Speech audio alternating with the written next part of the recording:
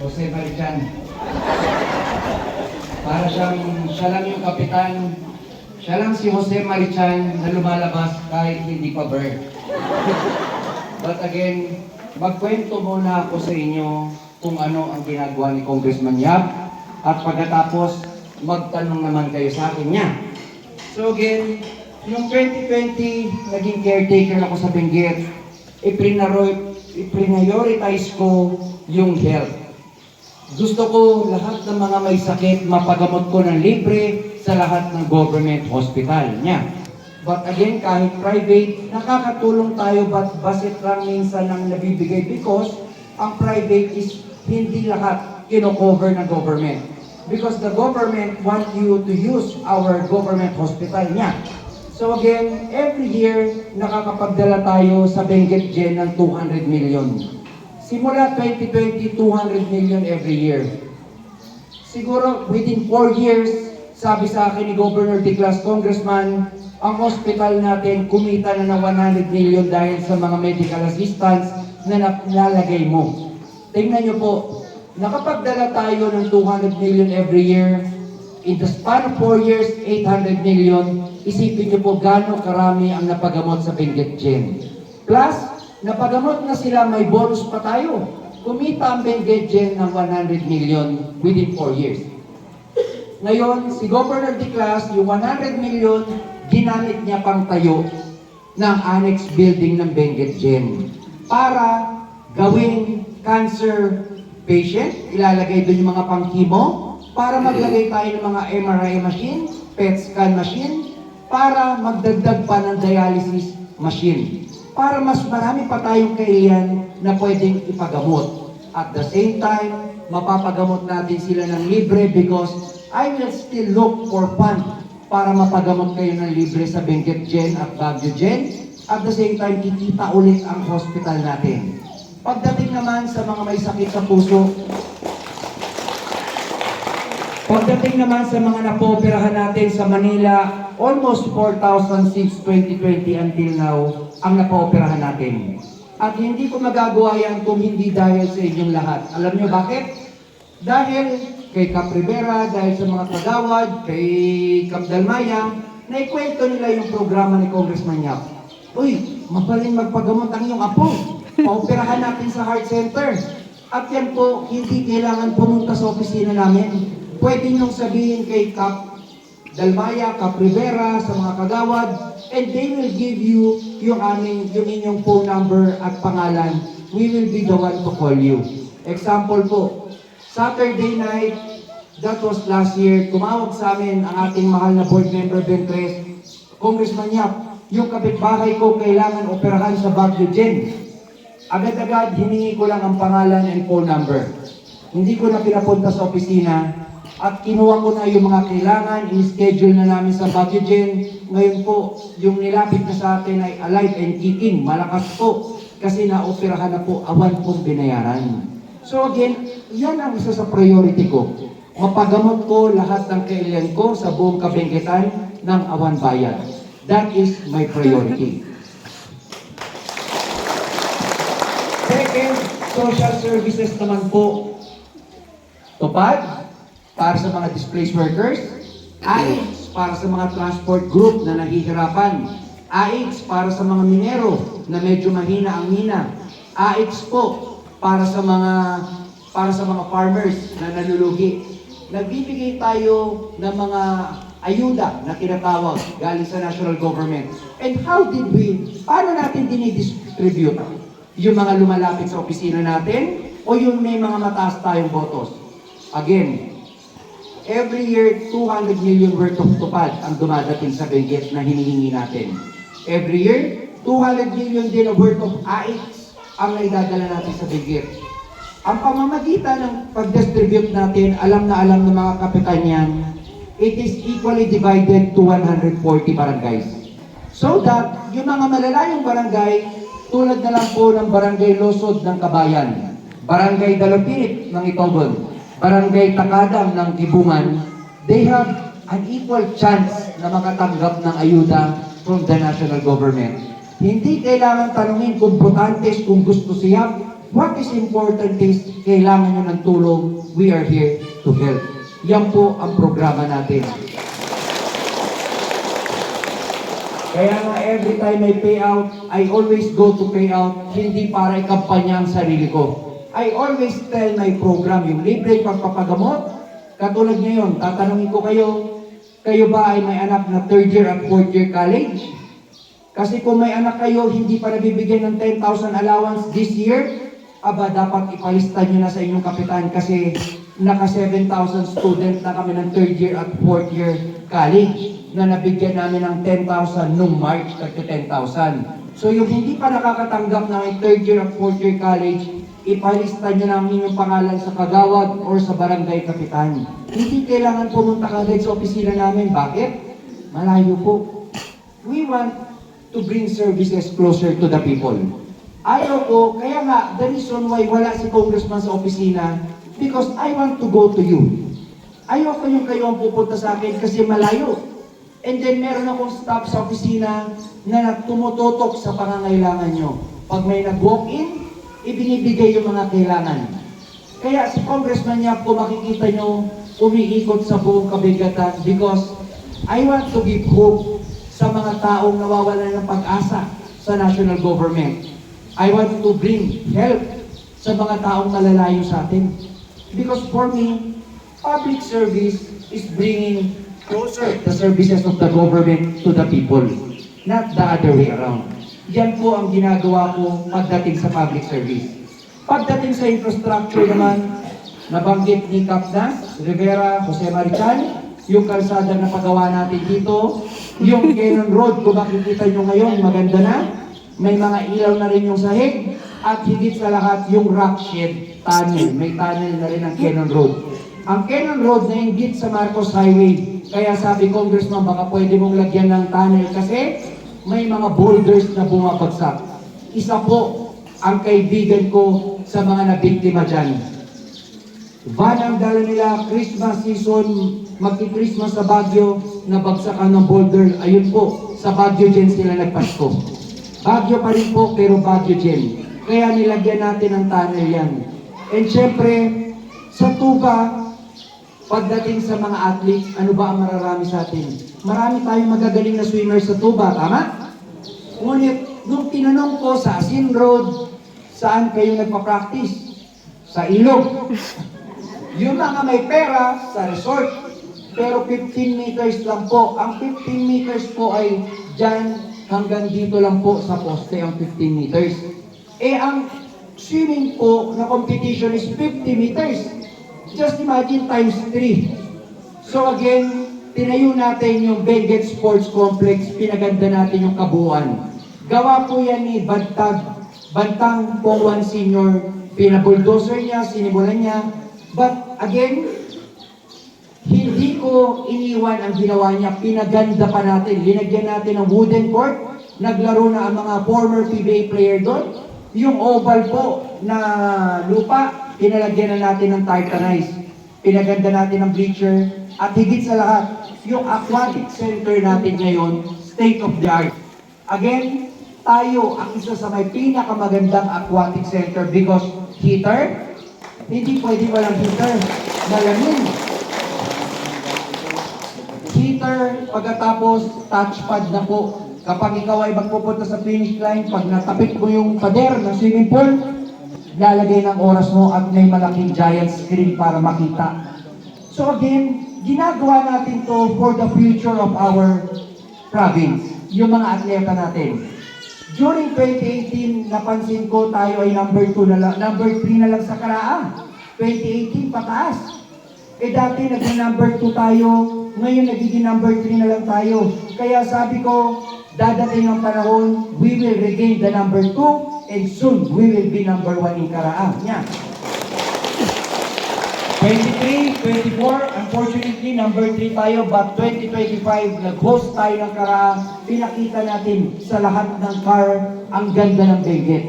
Kaya, nag-number 2 tayo, far po tayo sa Apayao ngayon. Number 2 na po ang Benguet, but ako, umaasa ako with the facilities that we have, we can train our athletes para very soon magiging number 1 din tayo sa Karaa. Tatalunin po natin ang Baguio pagdating sa Karaa. Sabi ko nga, nung dumating ako dito sa Benguet ng 2020, nalaman ko since 2008, tayo ay second class province. But I don't lose hope. Hindi ako lagi nawawala ng pag-asa. Lagi akong palaban.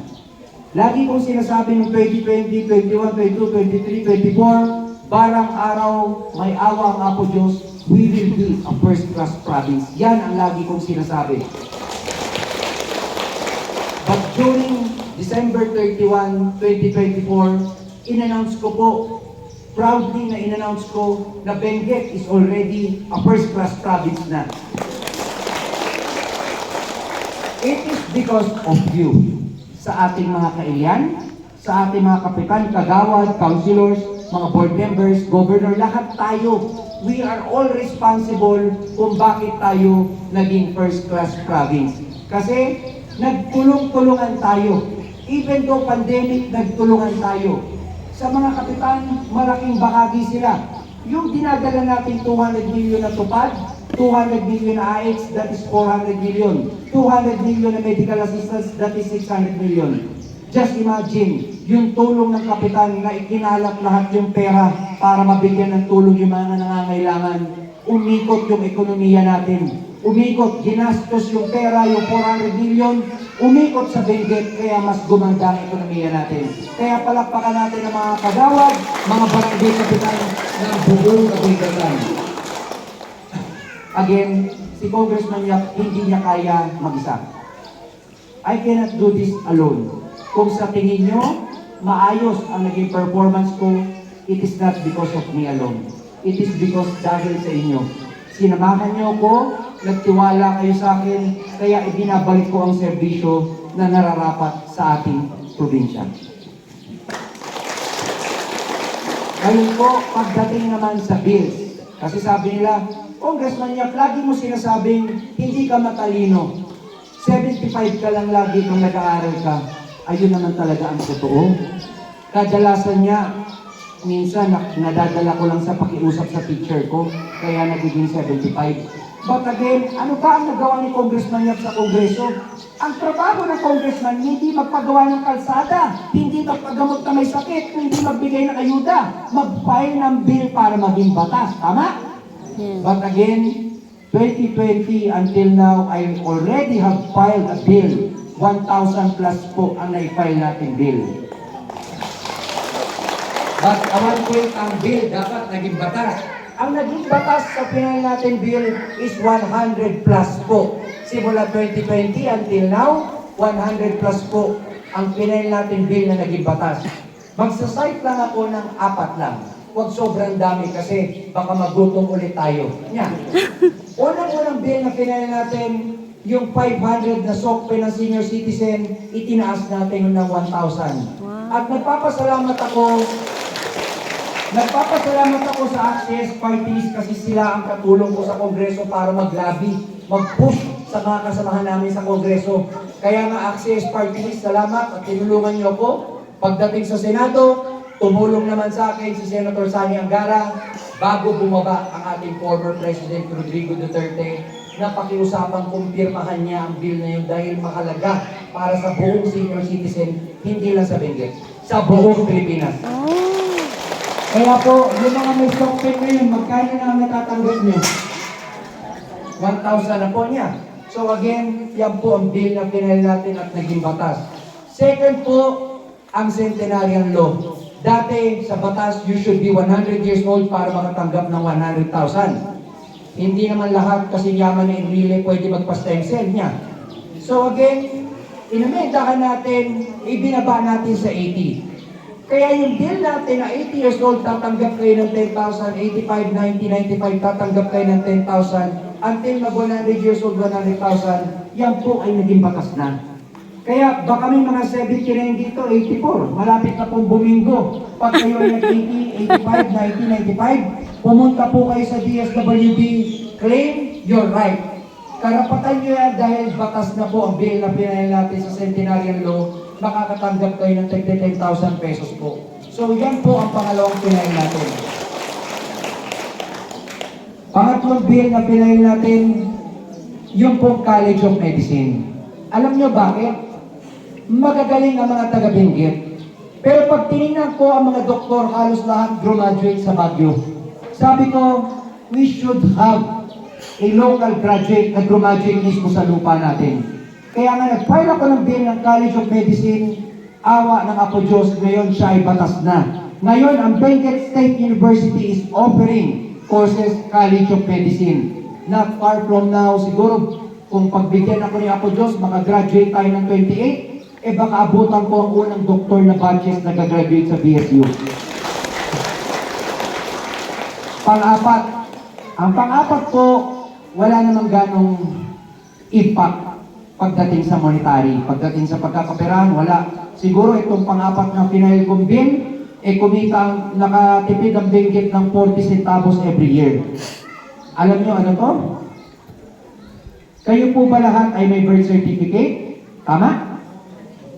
Sa birth certificate, ano pong gagawin nyo kapag ang petsa ng birthday nyo doon ay kung kailan kayo lumabas ng ospital? Hindi kung kailan kayo lumabas sa tiyan ng nanang nyo. Hindi ba kailangan natin itama yon?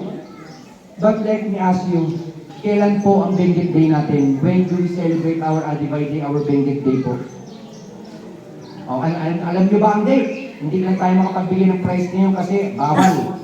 But alam nyo ba ang date kung kailan? December. Tama. Magagaling talaga tayo at mas sharp ang memory natin. Alam nyo ba ilang taon na tayo ngayon ang Benguet? 124 years na po ang ating probinsya. But alam nyo ba na every November 23, para tayo madeklara na non-working holiday, kailangan sumulat ng mga governor, ng mga previous governor sa presidente na ideklarang non-working holiday. Kailangan natin kumuha ng presidential proclamation. At noong 2023, muntika nang mahuli ang presidential proclamation. Pag nahulihan, nag-a-advise tayo na may pasok. But again, nung nalaman ko na nasa batas pala ay June 18, walang nagtama ng ating Benguet Day. So it is like our birth certificate na mali ang date. We celebrate during November 23 pero awan nagtama, walang nag-correct. Kaya nga I have decided na yung ampun nyo, inayos ko ang birthday ng Benguet sa batas. We are very fortunate yung bill na pinay ko na gawin November 23 ang Benguet Day ay napirmahan na po ni Presidente Bongbong Marcos. At sa wakas, after 124 years, nasa batas na officially ang Benguet Day. So, nasa batas na natin ngayon ang Benguet Day. Kaya pag tinanong kayo, kailan ang Benguet Day nyo? November 23. Nasa batas ba yan? Well, because it is already a law. Yan po ang pang-apat na batas na nagawa natin. Again, hindi na po masama para sa nakaka-75 na grado ang nagawa natin. But again, kung tatanungin niyo ako, Congressman, tumatakbo ka pa ulit. Nagawa mo na yan, tapos na yan, past tense na yan. Ano pa ba ang plano mo sa Benguet? Pagdating sa batas, bigyan ko lang muna kayo ng 3 lang. Marami pero 3 kasi mahaba. Pag marami. Yan. Number 1, I will file again a bill to increase 1,000 sokpen to 1,500. Alam niyo bakit? Tumataas ang presyo ng bigas, tumataas ang presyo ng mga bilihin, ang 1,000 liliit na naliliit yan. Kaya kailangan itaas ng 1,500 niya. If you're gonna ask me, Congressman naman, bakit hindi naman 2,000? Kaya hindi ko kayo pwedeng lokohin. Kailangan sabihin ko yung amenable sa national government. Masarap pakinggan ng 2,000, but kung hindi yan papasa, anong gagawin natin sa 2,000? Again, 1,500 is doable. 2,000, magkakaroon pa ng debate sa DBM. Not for the sake of campaigning, sasabihin ko sa inyo 2,000, I have to be very straight from you. Kailangan ko maging straight sa inyo. Kailangan ko sabihin na ipapile natin 1,000 to 1,500 dahil yan ang alam kong kaya maaprubahan. Yan ang number 1 bill na gagawin natin. Number 2, yung 8 years old, ibababa natin ng 70. Alam niyo bakit? Alam niyo bakit?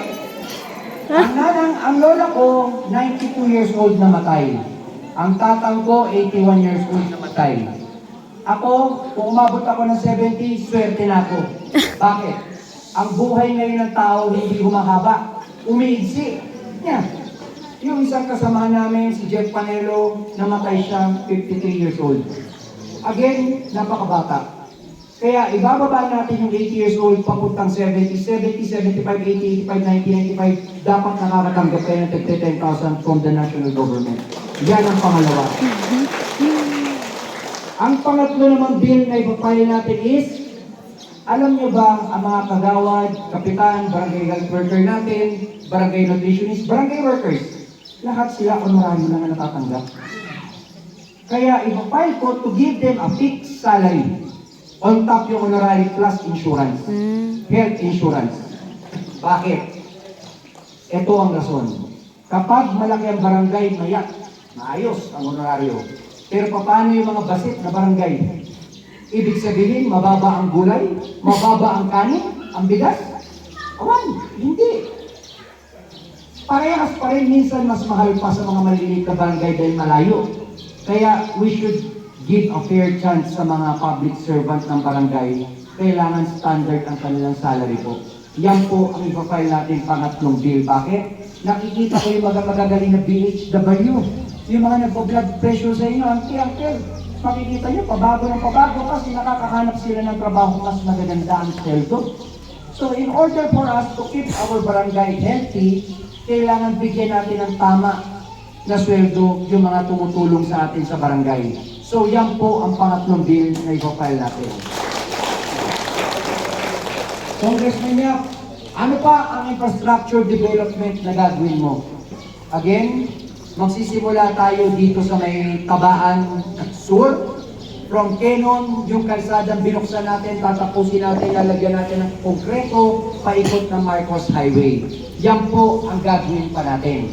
Yan.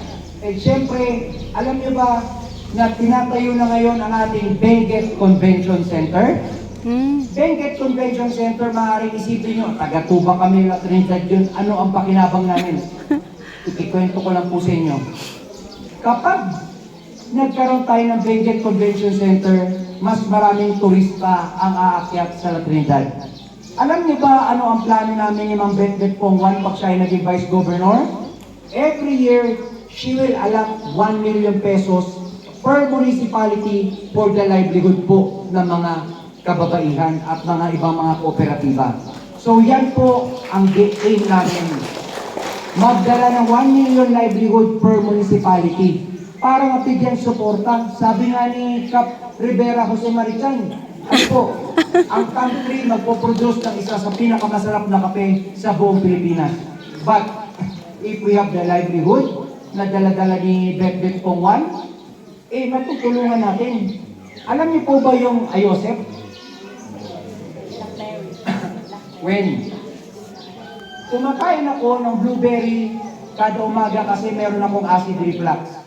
But nung binigay ko sa misis ko yung Ayosep, ang sabi niya, Sos Mariosep, bakit ngayon mo lang binigay ito? Mas healthy ito. But again, hindi siya kilala ng ibang tao.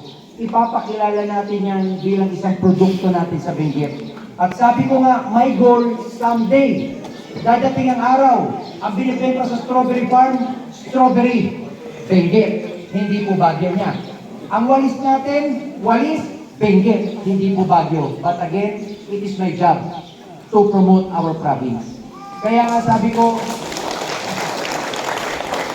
ang trabaho ng congressman, mabilis kung gusto mong batas lang ang gagawin. Mahirap pag mahal mo ang probinsya mo. Bakit? Because you should do all the things na kailangan. You should help yung mga kailan mo. You should give education assistance sa mga kabataan because they are the future. Sila ang kinabukasan. Congressman niya, matanda na me. 45 na ako sa May 11, 46 na ako. I am no longer the future of Benguet. After my term as a congressman, awan na. Hindi ako magtakbong governor because marami pa tayong magagaling na kailan na pwede pang maging governor, maging congressman. I will be the guide, Ako ang magiging guide nila. Gusto ko lang itanong, with all humility, naramdaman niyo ba si Congressman Yap noong 2020 hanggang ngayon? Naramdaman niyo ba ako nagsisilbi sa inyo? Yes! Woo! Then, gusto ko ito ang maging benchmark ng susunod na politicians natin, na susunod na public servant natin, na kapag ikaw ay congressman, hindi pwedeng every 45 days ka lang lumalabas. Ang 45 days para lang yan sa chicken, yung 45 days na manok. Pero if you are a public servant, you are being paid every month. You are being paid. Alam niyo, magkano milyon ang sinisweldo namin kada buwan. But kung hindi ko ibibili ng yakap medicine yan, hindi ko ibibili ng 4x4 pickup na mga barangay yan, ano ang gagawin ko sa pera? Itatago ko? But again, what is it to gain the world, yet forfeit your soul? Aanin ko yung marami kang pera, bago ako naging congressman, I was blessed by the Lord. Galing kami sa hirap, nung 20s ako, naloko ako ng abogado, kasalanan ko naman yun, nagpaloko ko. But nung 30s ako, binigyan ako ng Apo Diyos ng stranger. Again, stranger. Hindi ko kakilala, nagkita kami, tinuruan niya ako sa real estate. Now, meron ako mga paupahan sa bangko, sa mga restaurant, at ang pera doon ang nagmamanage misis ko. Kasi daw, baka mamaya, maibigay ko sa benggit, kawawa anak namin. But again, alam niyo naman ang mga babae, they are very, very protective. Tama? Ganyan magmahal ang babae. Alam niyo, nagpapasalamat ako sa misis ko kasi tinutulungan niya ako sa benggit.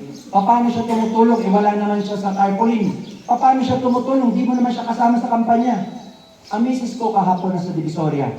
Bumibili siya ng mga laruan para sa bata dito sa Benguet because May 11 is my birthday, but magbibigay kami ng mga toys and gifts sa May 13 dahil bawal sa May 11 niya. So after election, ibibigay namin yung mga regalo ko sa mga bata para sa birthday ko. Ang misis ko, kung makikita nyo, nagbibigay kami ng hospital bed, a wheelchair. Ang misis ko ang nagka-canvas ng pinakamatibay na mura. Mura na, matibay pa. Yan po ang ginagawa ng misis ko. Alam niyo yung yakap medicine nyo? Misis ko po ang naghahanap. At sabi niya sa akin, "Oy, Eric, bakit hindi mo sinasamahan ng multivitamins?"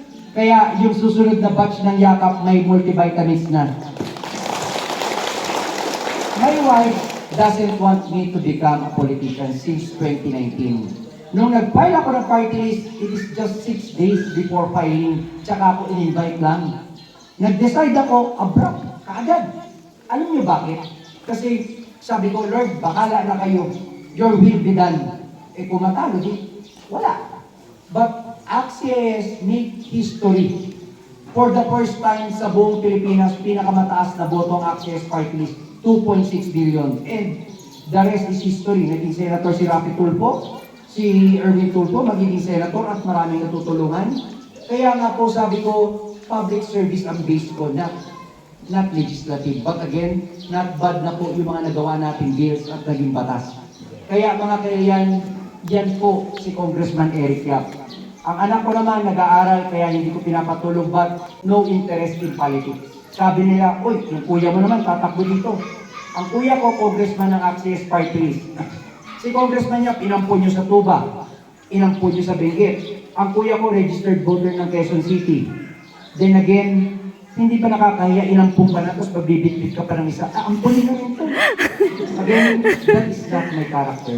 That is not me. Kapag may tumakbo na Edvic Yap, na kapatid ko, misis ko, ayaw ko sabihin yung salitang patayin. Itulak niyo ko sa pinakamataas na bundok.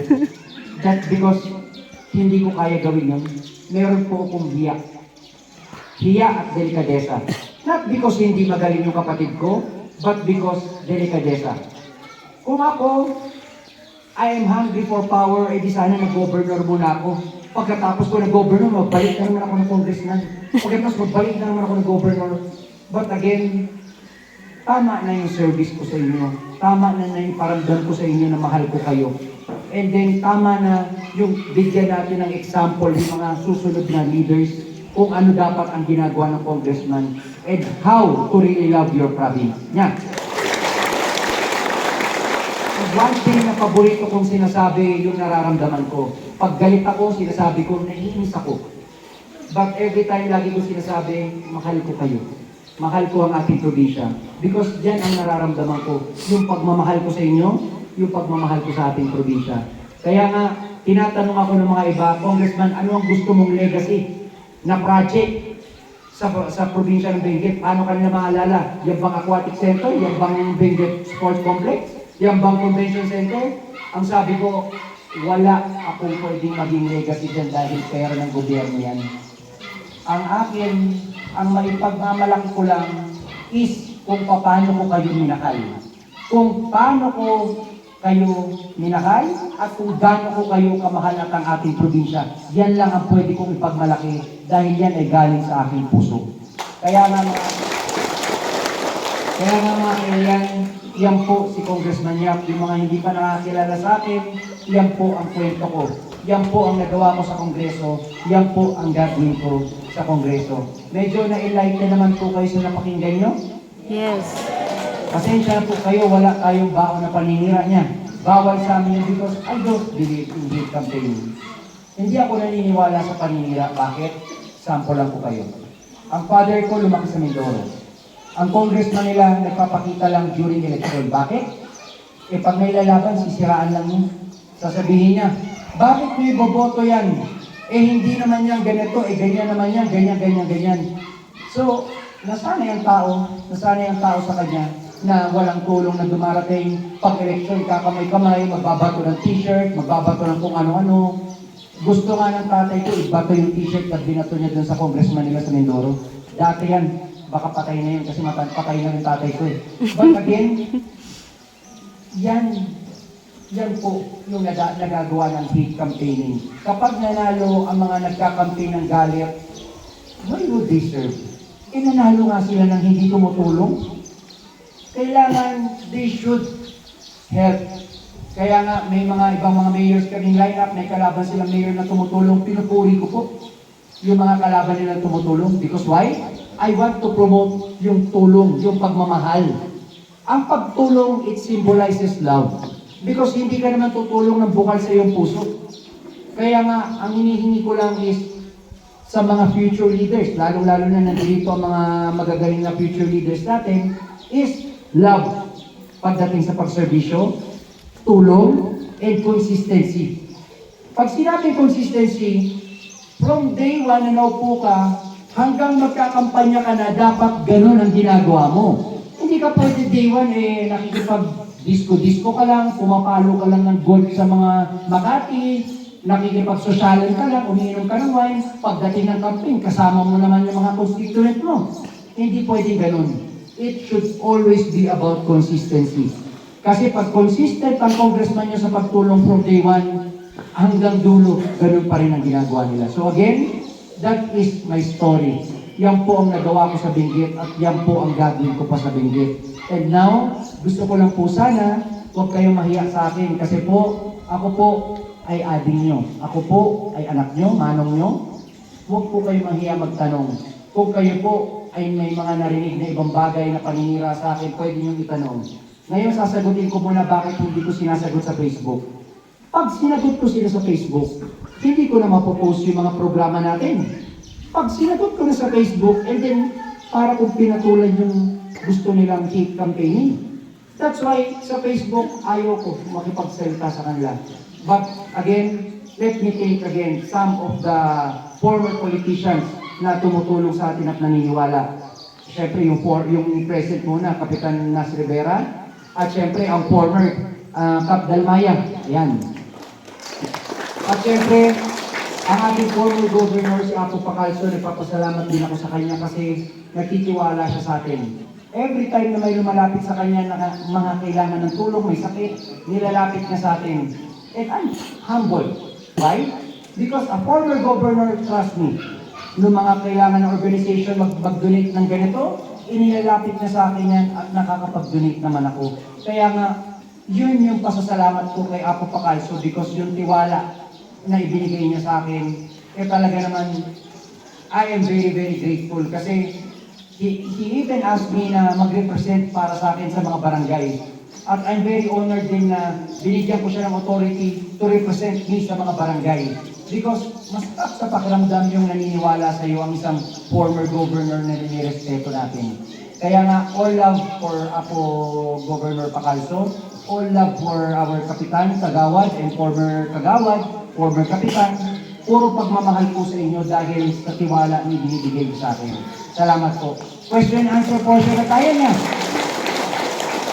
Sino po ba yung gusto magtanong? Huwag po kayo mahiya. I will answer you straight. Diretso ko pong sasagutin sa inyo. Huwag po kayo mahiya. Baka pwede po kayo magtanong.